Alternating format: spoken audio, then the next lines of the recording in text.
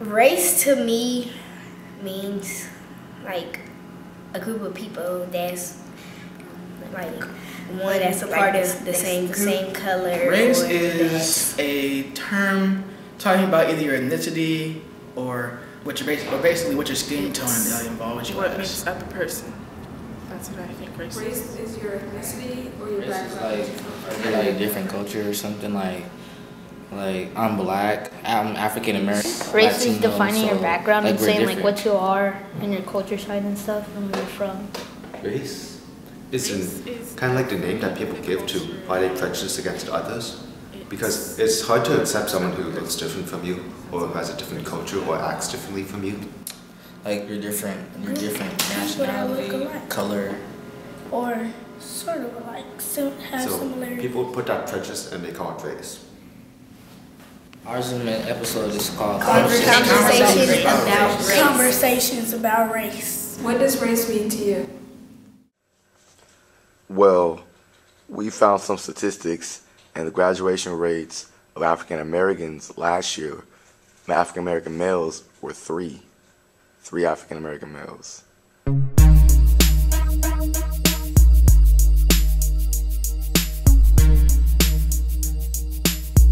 Now that you know this, how does it make you feel? It makes me feel honored because I'm graduating and I'm living up to something that people in the past couldn't do.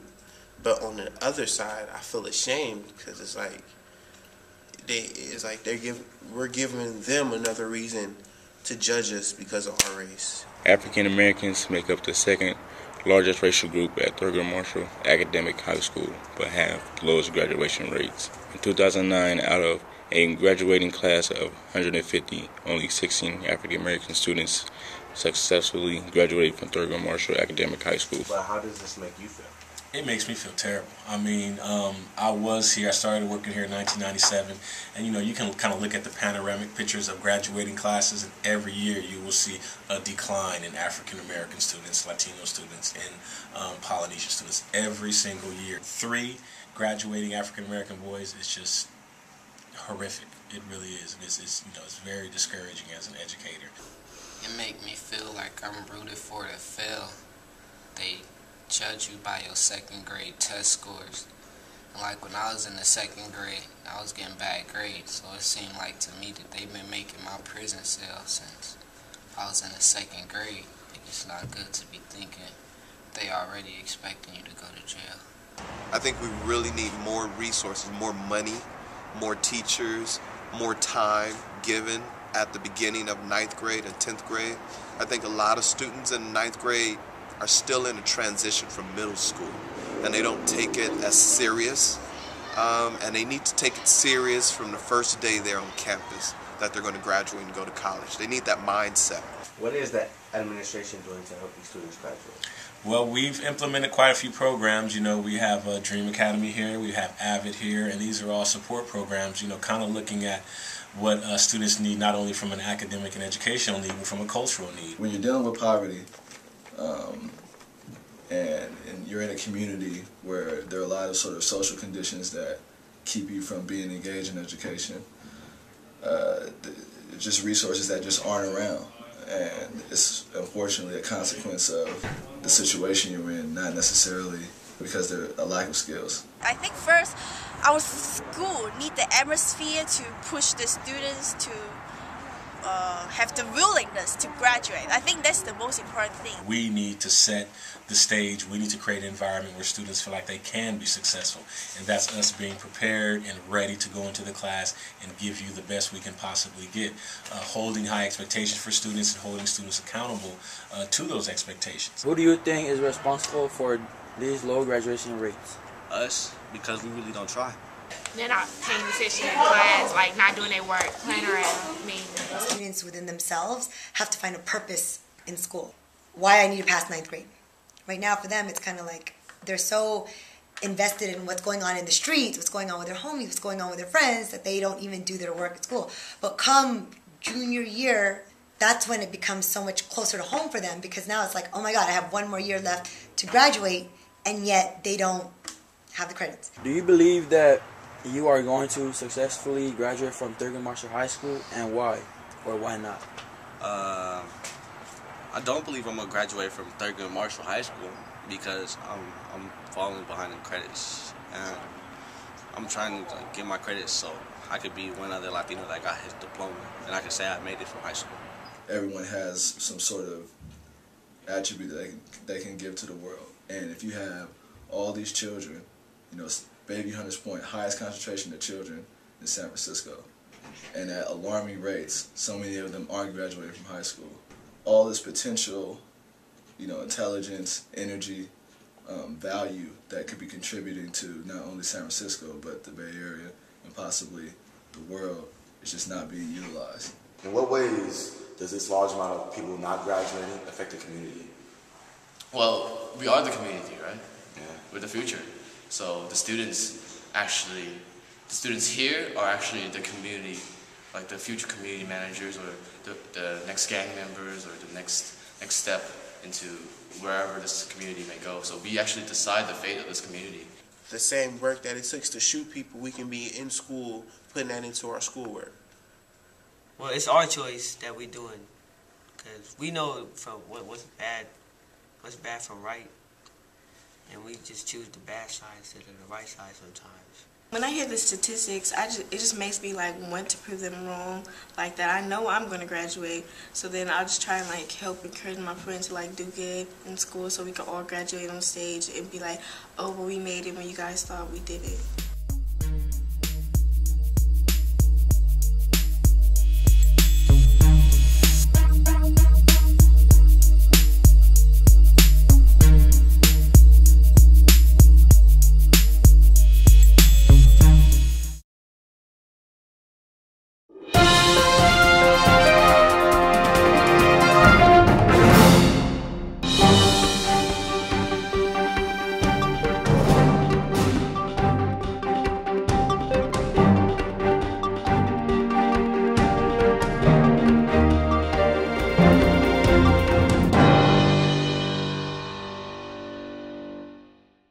We may come out low on the scores, but we can do a lot more.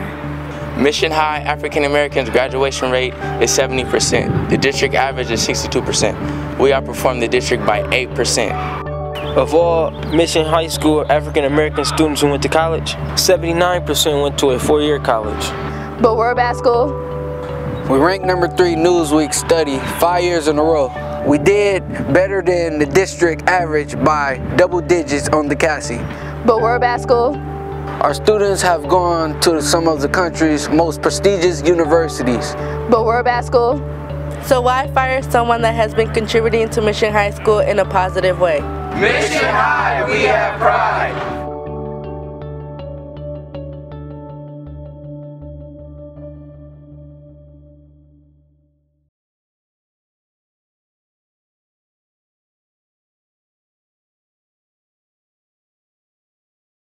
Today we will enter into the future after a horrible past.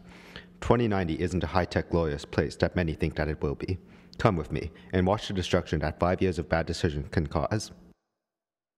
The US is no longer the way that it is in 2010. It is now the United States ruled by Mexico, Japan, and China. Watch and see how this affects the country.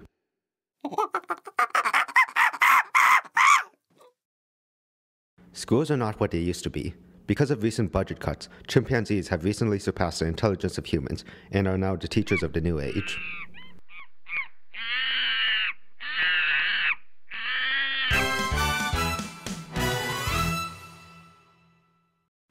Hola y bienvenidos. Usted está viendo a las noticias con Laura.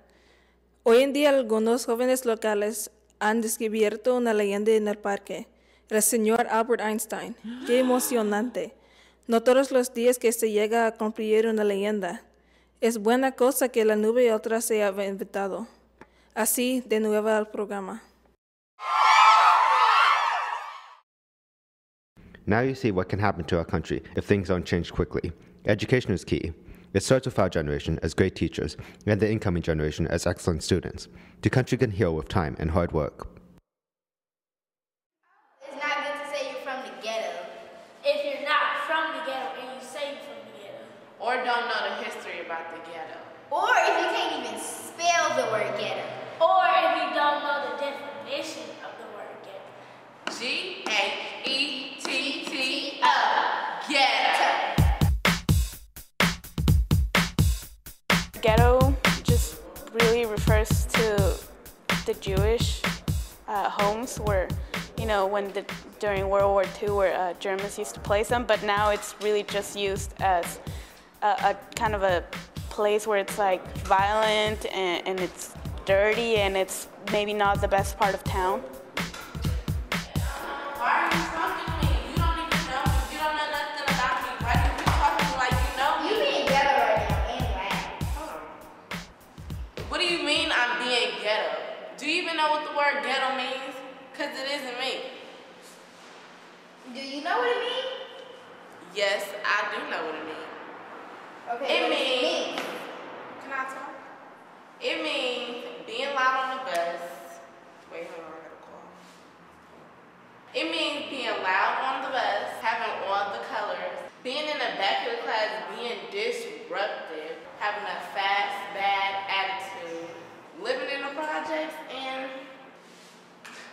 do you know what it means? Do you know what ghetto means? That's a really interesting question. I think ghetto has a lot of definitions. People who, like, I'm a kid who grew up in the projects, and sometimes, you know, people say, hey man, you grew up in the ghetto, right? So I think people who feel at home with that kind of thing might say, hey man, it feels like home, you know? But I think ghetto tends to be used as putting people down. In the news and in the mainstream. Depends on how people say it. If you call yourself ghetto, then I guess that's not a derogatory term. But if somebody else call you ghetto and you don't like it, then that's a derogatory term. I think of, well, basically, I guess I think of African American people because that's where I mostly hear it about, is African American people being loud and racky. The word racket means loud in kind of disrespectful way. Ghetto means the way someone will act, like if they're acting loud and they're in a quiet place, that's ignorant, or if they're just being disrespectful or rude. So that's what I think ghetto means. Ghetto means being racket. Racket on the bus. Ghetto means being loud. Loud on the bus. You see them in bright colors. Riding on the bus. Ghetto.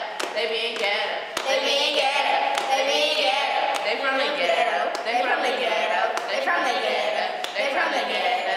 Ghetto. Ghetto. Ghetto. Ghetto.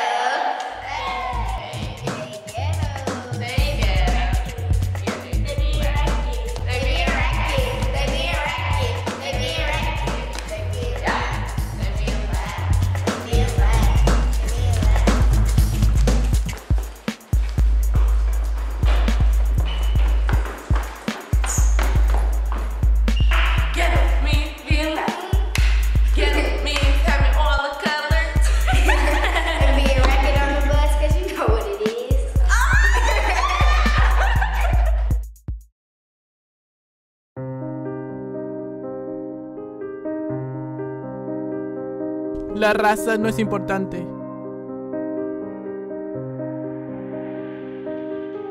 Eso no nos define quiénes somos.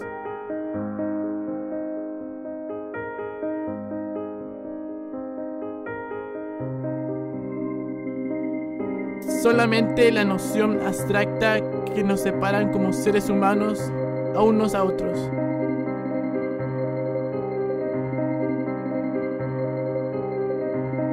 No nos deja conocer la belleza de la diversidad.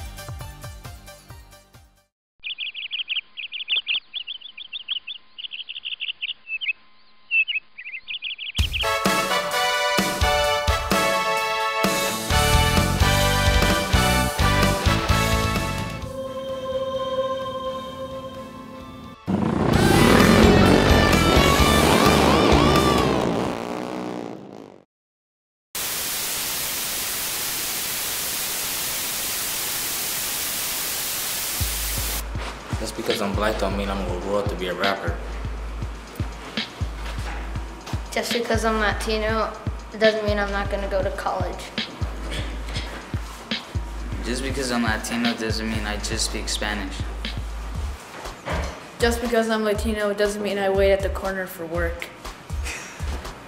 Just because I'm Mexican does not mean I'm illegal. Just because I'm black don't mean I can't skate. I'm a girl and I'm a leader. I'm a Latino and I love to play baseball. I'm a Latino and I like basketball. I'm Mexican and I love techno. I wear skinny jeans. Let's see. I hang out with, I don't just hang out with the black kids in my school. I go to a mixed school. Let's see what else. I'm part Vietnamese. I'm Mexican. I want to be a film director, and I like all types of food and music and just like everything. And I'm gonna do roller derbies. I'm black and Indian, and my cousin was the first black man to space. All my uncles are fishermen, and they're all in Vietnam War.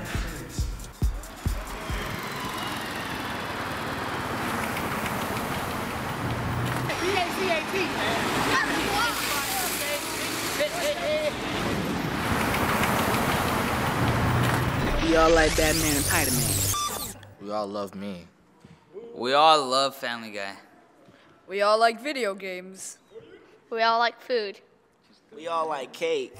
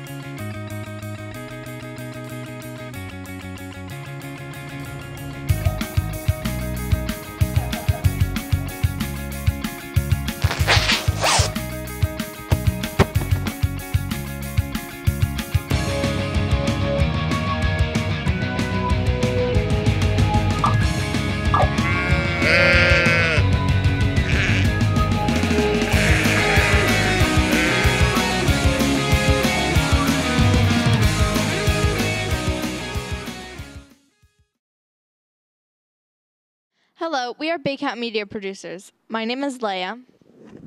I'm Angel. And I'm Emily. Our friend Courtney was working with us on this project, and she's right there in the second row.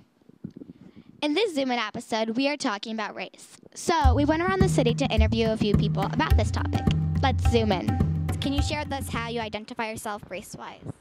I identify myself as a Mexican American, even though, my parents are from Mexico and I was born and raised in San Francisco. I'm 50% Japanese, and the other half is from my mother's side is from, she's Scottish, Lithuanian, and French. Greek, Irish, English, some Native American, some Jewish ancestry.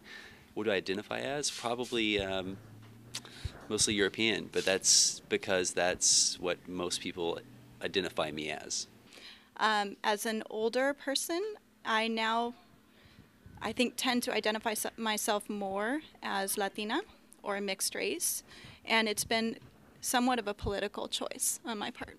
If you can explain what you mean by political decision, can you share? On the outside, I appear Anglo-Saxon, so I benefit from white privilege on a daily basis.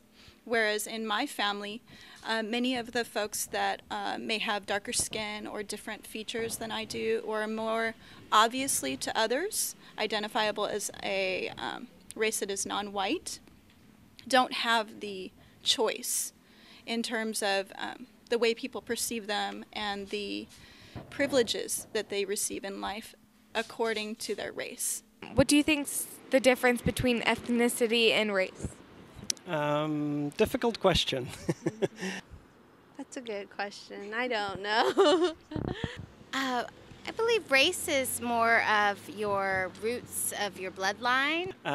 So ethnicity, I think it has more to do with the roots where you're from.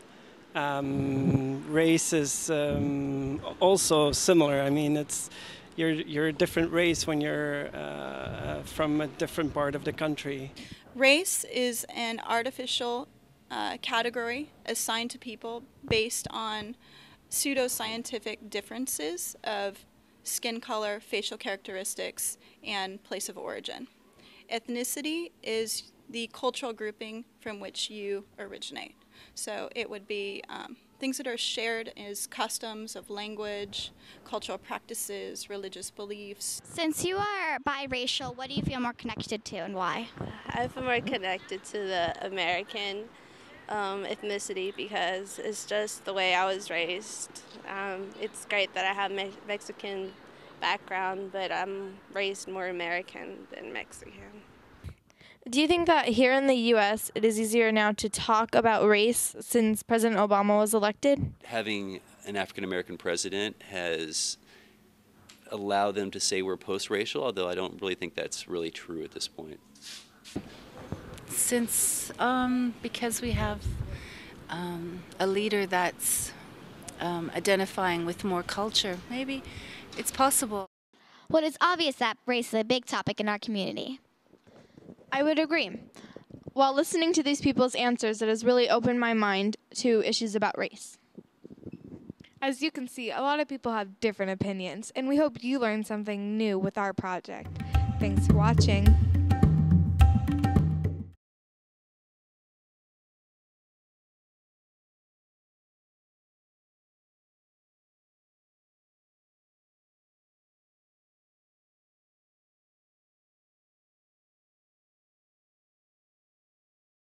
Everyone has an inner world, a secret garden, a personal dreamscape, a world that reflects one's dreams, fears, fantasies, a world that makes perfect sense to one person, but complete nonsense to everyone else. Understanding other people isn't hard. It's impossible. All we can do is keep smiling and laughing like idiots. We'll never be able to understand others because we can't see the world the same way they do. But what if we could?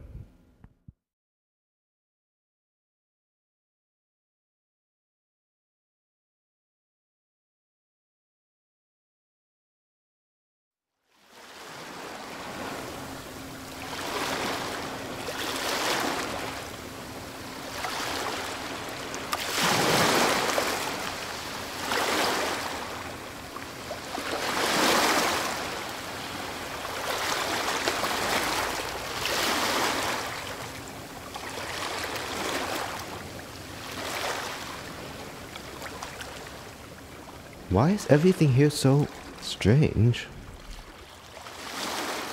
That's just the way things are in my world.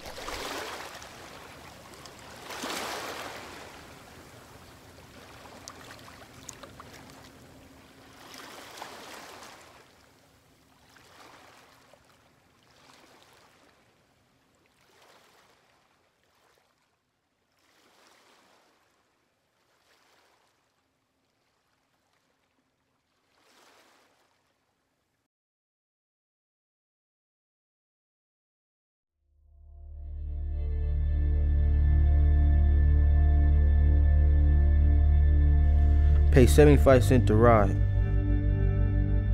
I gotta sit in the back. That's the way it is. People look at me, white people cover up the belongings. Man, I don't want that. Rosa had it bad. Couldn't even sit in the front. Made people very mad.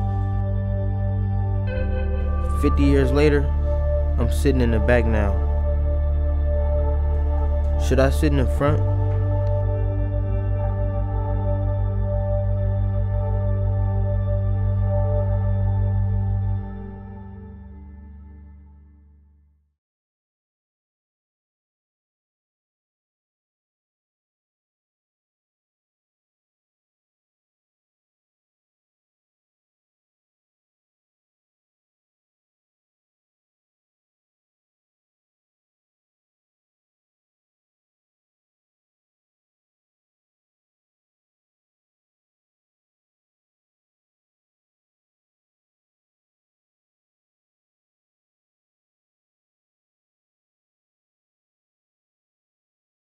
If there is anyone out there who still doubts that America is a place where all things are possible, this is the moment. This is our time.